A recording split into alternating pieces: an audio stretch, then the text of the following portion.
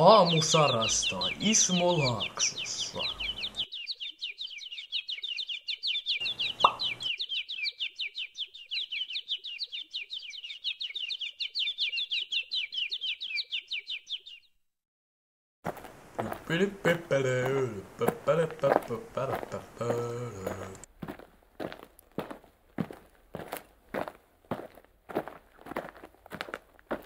Ahaa, nyt säästän rahaa. 30 €. Aika nenäkäs tää uusi hippiäinen. Joo.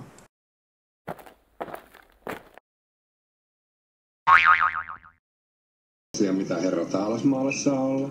Appelsiinipuutikku ja... Asiahan on sitten sille selvä. Sinne meni Osteri Ossi.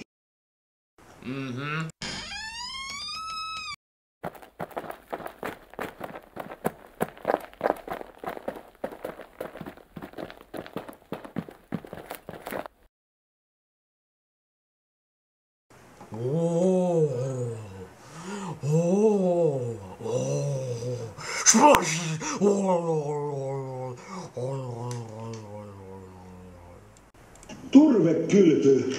Ja vielä pesäpallo mailalla. Poink, poink, poink, poink, poink, poink. Mitä helvettiä? Hyvää iltaa. Mitä? Appelsiinipuutikku ja... Ja höpö. Jos sä haluat turvekylpyyn, niin sä pääset turvekylpyyn. No joo, vai niin? Mä en oo kuullutkaan. Itse asiassa sä oot kyllä aika hupsu. Ja jos se ei neidille passaa, niin sä saat etsiä itsellesi uuden työpaikan. Jukka Palla. Kaiken näköisiä maahanmuuttajia. Ihahaa. Evo hirveä. Anteeksi! Appelsiinipuutikku ja...